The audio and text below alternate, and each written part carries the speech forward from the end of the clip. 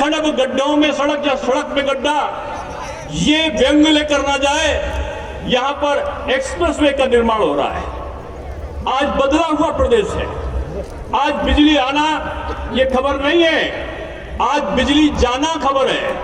अगर थोड़ी देर के लिए चली जाए बिजली तो लोगों को पता चलता है कि शायद आज बिजली चली क्यों गई। हमने हर क्षेत्र में काम किया है।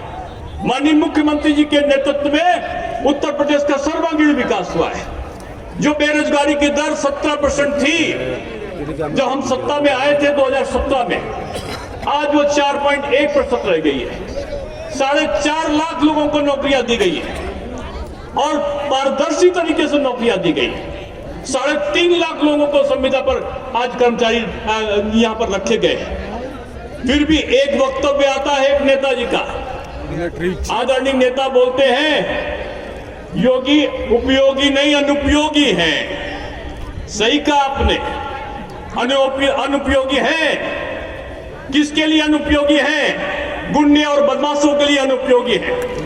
योगी जी अनुपयोगी इसलिए है कि उन्होंने कानून का राज स्थापित किया है, इसलिए अनुपयोगी है कि पश्चिमी उत्तर प्रदेश ऐसे जगहों पर लिख दिया जाता था मकान खाली है, माताएं और बहनें घर से निकल नहीं पड़ती थी। आज उनको वहां पर रहने का अधिकार और उनकी सुरक्षा का जो आज अवसर दिया है, इसलिए अनुपयोगी है।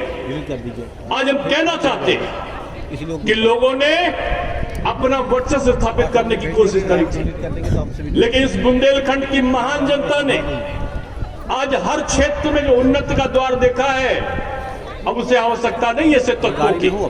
अब भू खनन वाले लोगों की जरूरत नहीं है। अब उन लोगों की जरूरत नहीं है जो आकर अगर आप पर अपना अधिकार जमाते हैं। ये बदला हुआ उत्तर प्रदेश है। माननीय प्रधानमंत्री जी जब सत्ता में आए थे तो उन्होंने कहा जनधन खाता खुलेगा।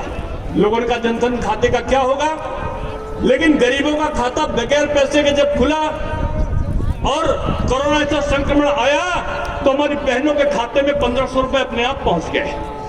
तब लगा जनधन खाते का उपयोग क्या है। राजीव गांधी जी कहा करते थे कि 100 में से 15 पैसे पहुंचते हैं, लेकिन अब 100 में से 100 पैसे पहुंचाने का काम हमारी भारत की सरकार और उत्तर प्रदेश की सरकार ने किया है। आज क्या है, हमारे काशी विश्वनाथ कॉरिडोर का जब उद्घाटन हुआ, प्रधानमंत्री जी गए। प्रधानमंत्री जी ने जब गंगा का स्नान करके मां गंगे को चरण स्पर्श किया तो हमारे देश के एक पूर्व युवा नेता दिल्ली में बैठे बैठे जो ट्विटर खेला करते, उनका ट्वीट आ गया कि मोदी जी के बारे में गलत बयानी करता हुआ शोभनी ट्वीट आ गया कि वो अकेले स्नान कर रहे हैं।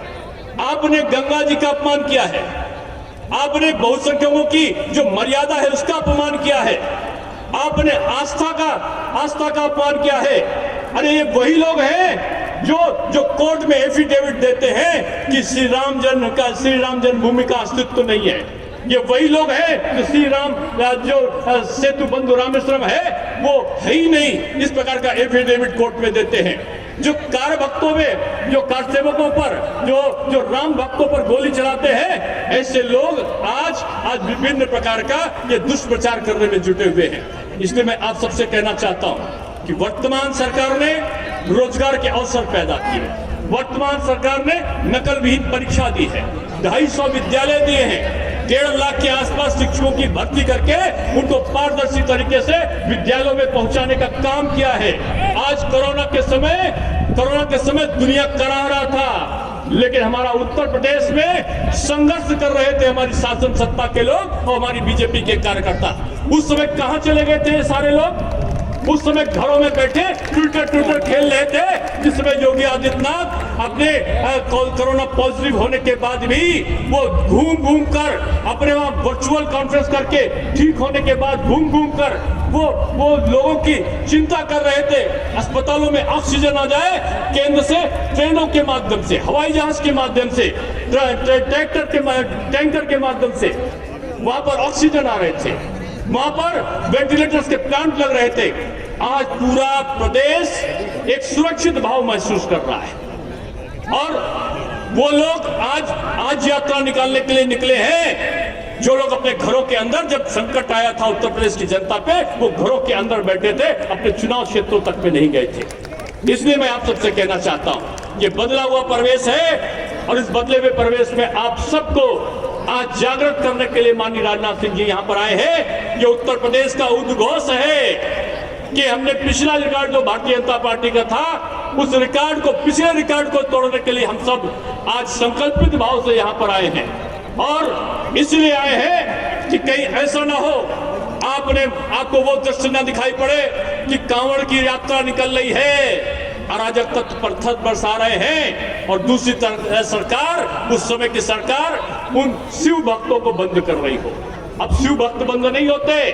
भगवान का स्मरण करते हुए जब वो निकलते हैं, भगवान शंकर का जयकारा करते हुए, तो अब अराजक तक पत्थर नहीं बरसाते, ऊपर से हेलीकॉप्टर से फूल बरसा करते हैं उनके ऊपर। ये बदला हुआ समय है।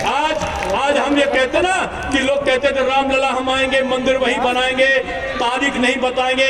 आज राम मंदिर का निर्माण भी प्रारंभ हो रहा है। आज आपने कल्पना की थी क्या किसी सरकार में कि आज देश के प्रधानमंत्री काशी विश्वनाथ कॉरिडोर में बाबा शंकर का, भोलेनाथ का जो विशाल मंदिर का निर्माण करके हमारी पवित्र आस्था को, आज उसमें भाव भक्ति भंगिमा को भरकर वो यहाँ के लोगों को उपहार देंगे। किसी ने नहीं सोचा था, किसी ने नहीं सोचा था कि अयोध्या अंतरराष्ट्रीय नगरी बनकर उभरेगी, किसी ने नहीं सोचा था। दिवाली आए तो हेलीकॉप्टर से, जैसे पुष्पक विमान से लोग कहानियों में सुनते थे कि राम जी आए दीपावली के दिन और वहां पर साधु संतों ने उनका स्वागत किया। आज क्या है, दीपोत्सव होता है तो पूरा कैबिनेट खड़ा होता है।